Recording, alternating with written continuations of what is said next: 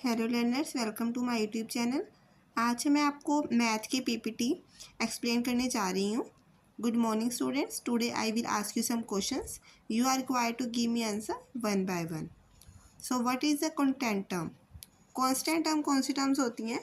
जो fixed numerical values होती हैं, जिनकी लाइक अगर 1 वीक में 7 डेज होते हैं तो 7 डेज ही होते हैं, तो ये फिक्स्ड न्यूमेरिकल वैल्यू है।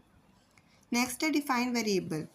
हर किसी की हाइट जो है वो वरी करती है, तो हाइट का अलग अलग होना ही मतलब कि अलग अलग, जैसे कि एक्स वाई जो भी हम वैल्यूज़ मैथ में निकालते हैं वो भी वरी करती है, तो ये वेरिएबल्स होते हैं। Give some example of variables. Variables की एग्जांपल जैसे कि एक्स वाई, ए कोई भी वैल्यू। What is the coefficient in 10xy। अब अगर ये मतलब कि वेरिएबल के साथ अगर आपको कोई भी फिक्स्ड न्यूमेरिकल टर्म दी है तो वो आपकी कोफिशिएंट होगी, यानी इसमें 10 जो है वो कोफिशिएंट है। Define simple equation. Well students, today we shall learn about simple equation. Give some example of constant term. यही होते हैं कोई भी फिक्स न्यूमेरिकल वैल्यू, जैसे 1 -5 0 8 -22 -10। What do we call them as constant term, क्योंकि इनकी फिक्स्ड न्यूमेरिकल वैल्यू होती है। और क्या वेरिएबल्स की फिक्स्ड वैल्यूज होती है? No. Why variable does not have fixed value. क्यों वेरिएबल्स की फिक्स्ड वैल्यूज नहीं होती? क्योंकि ये वरी करते हैं।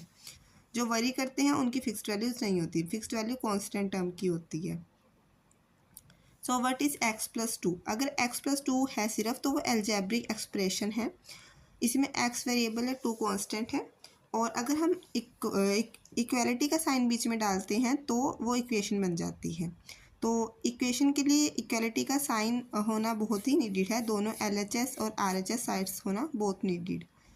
इक्वेशन में वेरिएबल होता है, कांस्टेंट होता है और साइन ऑफ इक्वालिटी होता है। और इसमें वो मोर देन 1 वेरिएबल्स हो सकते हैं। इसके एग्जाम्पल 2x+3 = 7, इस तरह से। इसमें 2 मेथड्स होते हैं, ट्रायल एंड एरर और ट्रांसपोजिंग।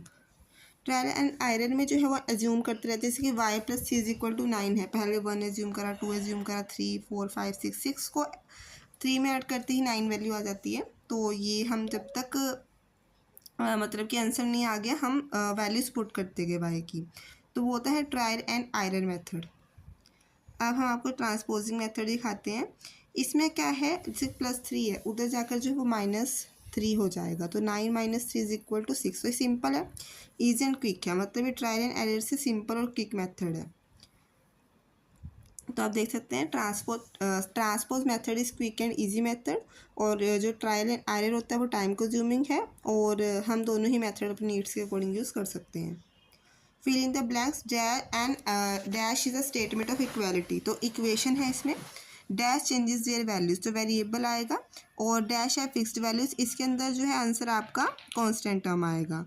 जिसके अंदर लेफ्ट हैंड साइड और राइट हैंड साइड जो होती है वो इक्वल को सेटिस्फाई कर दे, वो इक्वेशन है। और ट्रांसफर मेथड जो है वो क्विक और इजी है ट्रायल एंड एरर मेथड से। तो ये जो रिकैपिटुलेशन है उसमें फिल इन द ब्लैंक्स की मैंने आपको आंसर्स डिफाइन किए हैं।